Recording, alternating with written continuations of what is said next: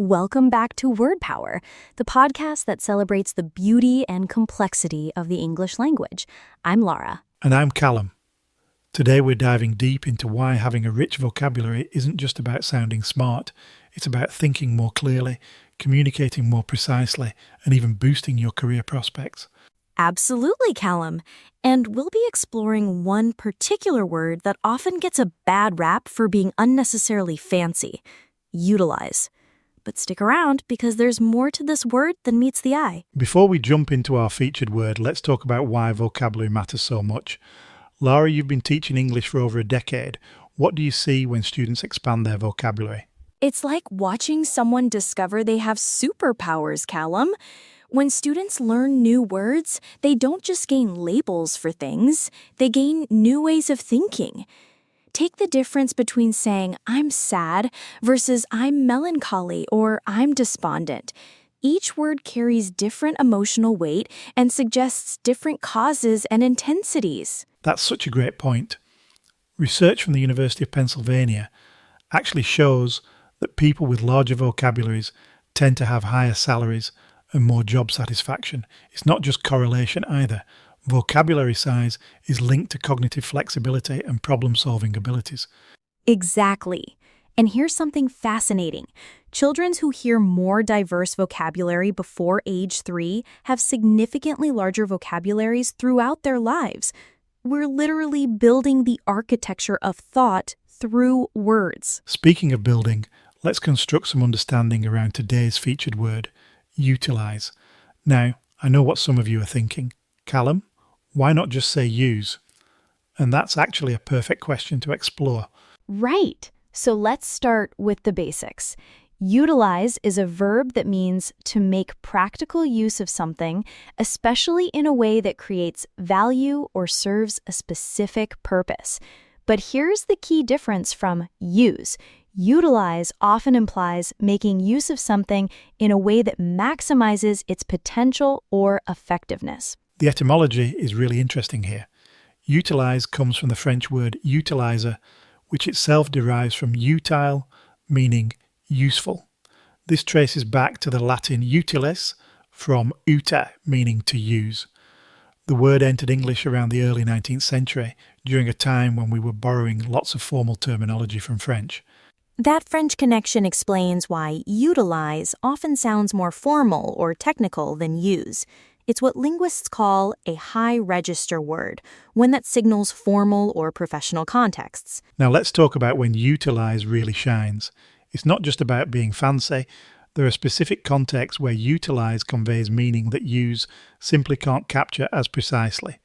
Absolutely. Let me give you some examples. First, the startup decided to utilize their limited funding to focus exclusively on product development rather than marketing. In this sentence, utilize emphasizes the strategic, purposeful allocation of resources. Great example. Here's another.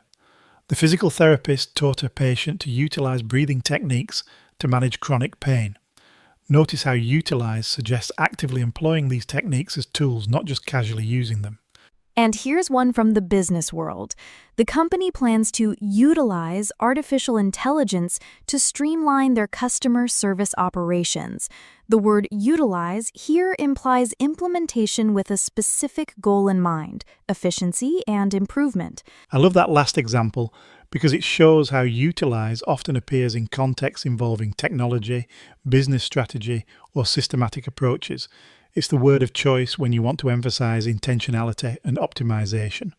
But let's address the elephant in the room, the criticism that utilize is just pretentious jargon. Some style guides, including the AP style book, suggest using use instead of utilize whenever possible. That's true, and there's merit to that advice. If you can say use the computer instead of utilize the computer without losing meaning, then use is probably the better choice. It's clearer and more direct.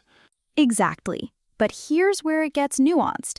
In academic writing, technical documentation, or business contexts, utilize can signal precision and professionalism. It's like choosing between a screwdriver and a power drill.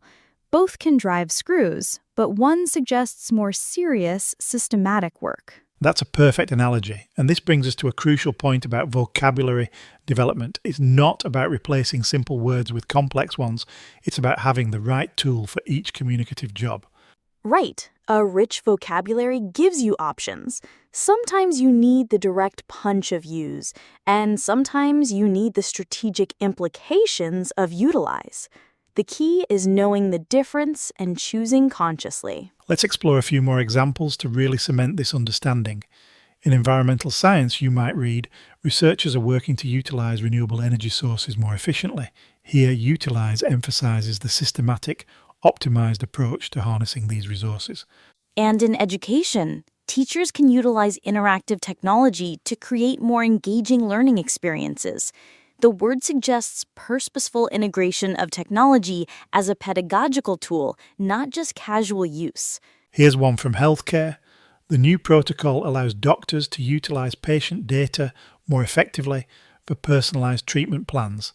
Again, we see that emphasis on systematic, purposeful application. What I find interesting is that utilize often appears alongside words like effectively, efficiently, or strategically. It's almost like the word carries these concepts within itself. That's such a keen observation, Lara. It's what linguists call semantic prosody, the idea that words carry emotional or evaluative meanings beyond their literal definitions. Utilize has a prosody of purposefulness and optimization. Now let's zoom out and talk about why building vocabulary around words like utilize matters for your everyday communication. Even if you never use this word in casual conversation, understanding its nuances makes you a more sophisticated reader and listener. Absolutely. When you read business reports, academic papers, or technical documentation, recognizing these vocabulary choices helps you understand not just what's being said, but how the writer wants you to think about the topic.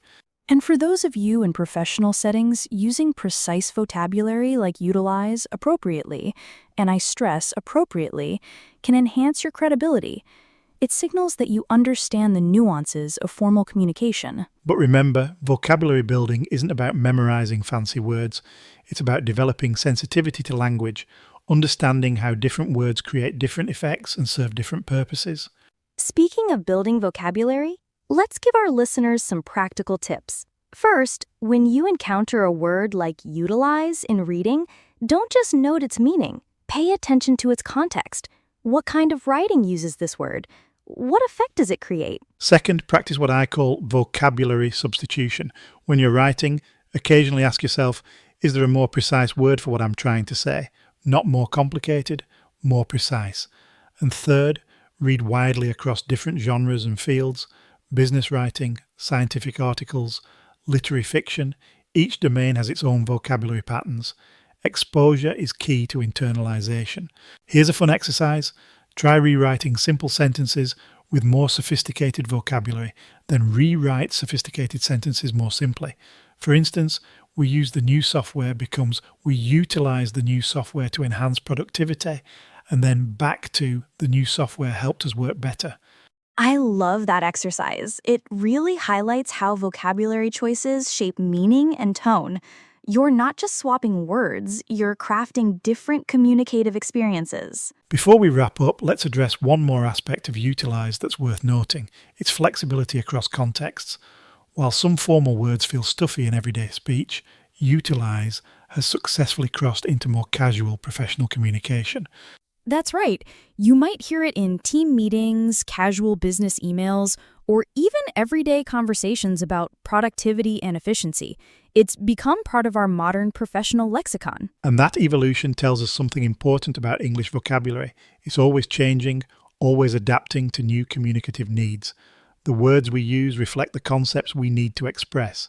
Which brings us to our final point. Having a rich vocabulary isn't about showing off or excluding others.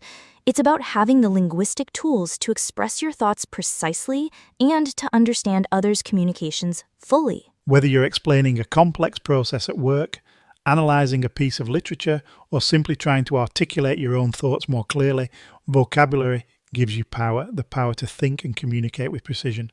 And that's why we're so passionate about word power. Every word you learn, every nuance you understand, expands your capacity for thought and expression. So next time you encounter utilize, remember, it's not just a fancy word for use. It's a tool for expressing purposefulness, optimization, and strategic thinking. Use it wisely, or should I say, utilize it effectively. Very smooth, Callum. That's all for today's episode of Word Power. Thank you for joining us on this exploration of vocabulary and the word utilize. Don't forget to subscribe, and if you have words you'd like us to explore, send them our way. Until next time, keep building that word power. Keep reading, keep learning, and keep discovering the incredible richness of the English language.